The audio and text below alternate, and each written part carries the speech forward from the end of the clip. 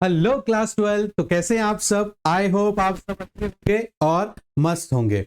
आज की इस क्लास में हम लोग हमारे गवर्नमेंट बजट का एक और लेक्चर लेने जा रहे हैं बेटा, जहां पर मैं आपको आज रिवेन्यू एक्सपेंडिचर के बारे में समझाऊंगा बेटा। आई होप अभी तक मैंने जितना आप लोगों को समझाया है आपने पूरा पूरा वीडियो भी देखा होगा और आपके डाउट और कॉन्सेप्ट भी अच्छे से क्लियर हुए होंगे बेटा। फिर भी अगर आप लोगों को किसी प्रकार का डाउट रहता है अकाउंट्स, इकोनॉमिक्स और बिजनेस में, तो आप लोग हमसे पूछ सकते हो बच्चों कमेंट के जरिए। और साथ ही साथ में क्लास कैसी लग रही ये जरूर बताना बेटा। तो आज की इस क्लास में बड़े ही ध्यान से आप समझना। आज हम जो समझने वाले हैं बेटा वो है हमारा रिवेन्यू एक्सपेंडिचर। किस बारे में बात करेंगे बेटा? रिवेन्यू एक्सपेंडिचर के ऊपर हम लोग आज बात करेंगे बेटा कि रिवेन्यू एक्सपेंडिचर क्या होता है। ठीक है ना, इसकी पूरी डिटेल हम लोग समझेंगे। ठीक है ना, आज की इस क्लास में इसी को क्लियर करेंगे बेटा। तो एक्सपेंडिचर से मतलब तो आप लोगों को सबको पता है कि खर्चा करना। ठीक है ना, रिवेन्यू मतलब आपको पता है बेटा इसके बारे में भी। अब रिवेन्यू एक्सपेंडिचर क्या होता है सर, इसको समझाने का एक बहुत अच्छा तरीका है, वो ये है कि ऐसा खर्चा करती है हमारी गवर्नमेंट जिससे ना तो एसिड्स क्रिएट हो रही है, ना ही मतलब खरीदने के बाद में बदले में कोई हमें एसेट्स नहीं मिल रहा है, मतलब कोई गुड्स नहीं मिल रहा है, और ना ही कोई हमारी लायबिलिटी कम हो रही है। जब भी गवर्नमेंट इस प्रकार के कोई खर्चे करती है जिससे ना तो कोई एसेट्स क्रिएट हो रही हो गवर्नमेंट की और ना ही गवर्नमेंट के खर्चे कम हो रहे हो, फिर भी हर महीने गवर्नमेंट को खर्चा करना पड़ रहा है बेटा, उसे ही रिवेन्यू एक्सपेंडिचर बोला जाता है। रिवेन्यू एक्सपेंडिचर आई होप आपको समझ में आ गया होगा बेटा। साथ ही साथ में बेटा ये जो एक्सपेंडिचर होता है ये रिकरिंग होता है। रिकरिंग मतलब हमें हर बार करना होता है। ये जो खर्चे होते हैं ये रुकते नहीं है, या तो ये हमें हर महीने के रूप में, हर 15 डेज के रूप में हमें ये करना होता है। ये खर्चे रुकेंगे नहीं, बार बार करना होता है। जैसे कि हमें एम्प्लॉयज को सैलरी देना हो तो बेटा देखो इसके अंदर ना तो कोई एसिड्स क्रिएट हो रही है, ना ही हमारी लायबिलिटी कम हो रही है, क्योंकि हर महीने हमें ये खर्चा देना है। या गवर्नमेंट पेंशन्स देती है अपने रिटायर एम्प्लॉयज को, तो यहां पर भी कोई एसिड्स क्रिएट नहीं हो रही है बेटा, और ना ही यहां पर जो है लायबिलिटी गवर्नमेंट की कम हो रही है, बल्कि यहां पर रिकरिंग है, हर महीने हमें ऐसा करना है। इज दैट क्लियर बेटा? तो इसके कुछ एग्जांपल है, जैसे सैलरी है, पेंशन है, सब्सिडी हो गया, इंटरेस्ट पेमेंट हो गया बेटा, ये सब रिवेन्यू एक्सपेंडिचर में होता है बेटा। अब इसमें भी जो एक्सपेंडिचर है बेटा वो है एक तो प्लान एक्सपेंडिचर, वो हम पढ़ेंगे आज की इस क्लास में, और एक है non plan expenditure. Is that clear बच्चे? ये दो हमें यहां पर पढ़ने हैं कि प्लान एक्सपेंडिचर क्या होता है सर और नॉन प्लान एक्सपेंडिचर क्या होता है। अगर ऐसे हम समझें तो देखो बेटा, ऐसे खर्चे जो डायरेक्टली या गवर्नमेंट को पहले से पता हो, ऐसे खर्चे जो गवर्नमेंट ने पहले ही प्लान कर रखे हो। अब प्लान कर रखे हो उसका मतलब क्या हो गया बेटा? जो गवर्नमेंट के 5 ईयर प्लान में ऑलरेडी मेंशन हो बेटा। क्या हो बेटा? ऑलरेडी मेंशन हो। ठीक है, ऐसे खर्चे जो गवर्नमेंट के ऑलरेडी 5 ईयर प्लान में मेंशन हो, और ये सारे के सारे जो खर्चे होते हैं ये डायरेक्टली डेवलपमेंट के लिए खर्चे किए जाते हैं बेटा। किसके लिए किए जाते हैं बेटा? डेवलपमेंट के लिए किए जाते हैं। तो यहां पर आज हम प्लान और नॉन प्लान एक्सपेंडिचर के ऊपर पढ़ेंगे बेटा। जो डेवलपमेंट प्रोग्राम के लिए खर्च किए जाते हो बेटा उसे प्लान एक्सपेंडिचर कहते हैं।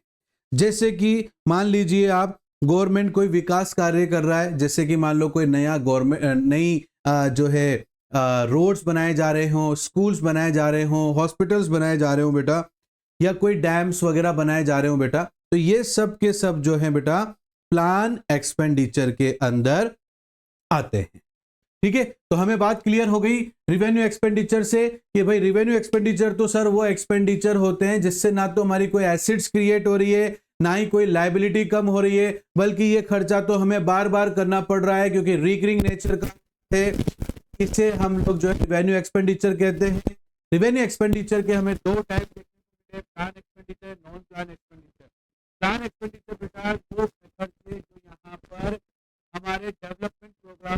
विकास के लिए यूज किए जाते हो, जैसे रोड बनाना, डैम्स बनाना, स्कूल बनाना, ब्रिजेस बनाना, इन सब के ऊपर जो खर्चा किया जाता है वो प्लान एक्सपेंडिचर होता है, क्योंकि ये गवर्नमेंट के 5 ईयर प्लान में मेंशन रहता है। इसका मतलब ये है कि गवर्नमेंट को पहले पता होता है कि हमें इन 5 सालों के अंदर कहां कहां और कितना पैसा खर्च करना है। इज दैट क्लियर बेटा? तो आगे देखते हैं बेटा प्लान एक्सपेंडिचर में।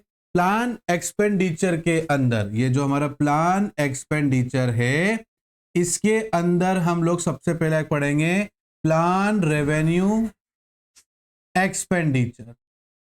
Is that clear? Revenue expenditure, ये भी रेवेन्यू एक्सपेंडिचर मतलब ऐसा खर्चा जो प्लान तो किया हुआ है गवर्नमेंट ने, बट उससे ना तो कोई एसेट्स क्रिएट हो रही है, ना ही कोई लायबिलिटी क्रिएट हो रही है, मतलब लायबिलिटी कम हो रही है बेटा, फिर भी ये खर्चा हमें हमारी गवर्नमेंट को करना पड़ता है बेटा। तो ये रेवेन्यू एक्सपेंडिचर होते हैं जो प्लान प्रोजेक्ट में लगते हैं, या प्लान प्रोजेक्ट में 5 साल के मेंशन प्रोग्राम्स में ये आते हैं बेटा। जैसे कि मान लो बेटा सेंट्रल प्लान है, मतलब सेंट्रल गवर्नमेंट का प्लान है क्या? एग्रीकल्चर को डेवलप करना, रूरल डेवलप करना, इरिगेशन सिस्टम को सुधारना, एनर्जी को और अच्छा करना, ट्रांसपोर्टेशन को और अच्छा करना बेटा, कम्युनिकेशन को और अच्छा करना, एजुकेशन को और अच्छा करना। इन सब पे जो गवर्नमेंट खर्चा करती है, इससे कोई एसेट्स क्रिएट नहीं होती है, और गवर्नमेंट को ये ना गवर्नमेंट की कोई लायबिलिटी कम होती है, और ये गवर्नमेंट को समय समय पर करना पड़ता है। इसीलिए से एक्सपेंडिचर ऑन सेंट्रल प्लान कहा जाता है। और central assist of state and union territories के भी जो खर्चा करते हैं बेटा, वो भी इसी में ही आता है। इज दैट क्लियर बेटा?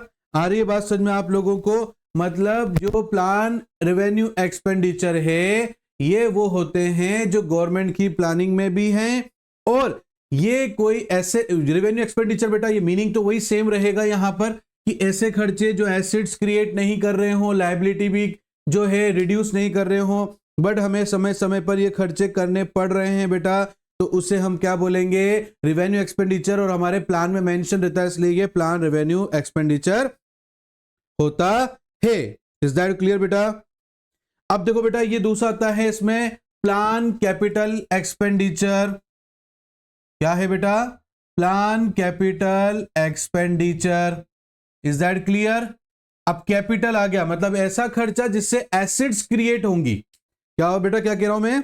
यानी नया एसेट बनाया या कोई बड़ा इन्वेस्टमेंट हमने किया, ठीक है, या प्लान कैपिटल आ गया ना बेटा, मतलब एसेट्स क्रिएट हो रही हैं, या फिर कोई बहुत बड़ा इन्वेस्टमेंट गवर्नमेंट यहां पर करने जा रहा है, जैसे कि कोई इकोनॉमिक डेवलपमेंट हो गया, सोशल डेवलपमेंट हो गया, डिफेंस के लिए हो गया, या फिर कोई जनरल सर्विसेज हो गई।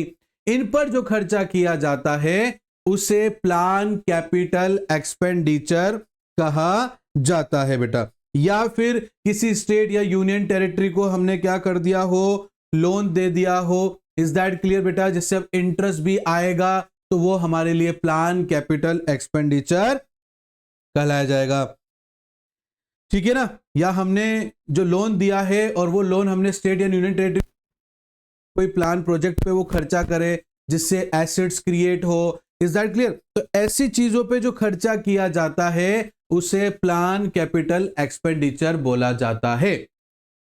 यहां तक आज के लिए काफी बेटा। आई होप आपको यहां तक समझ में भी आया होगा कि प्लान एक्सपेंडिचर, इवन सबसे पहले रेवेन्यू एक्सपेंडिचर क्या होता है, फिर हमने plan expenditure, non plan expenditure के बारे में बात किया। आज हमने सिर्फ प्लान एक्सपेंडिचर लिया है और उसके हमने 2 पार्ट्स लिए हैं और उसको अच्छे से समझने की हम लोगों ने कोशिश की है बेटा।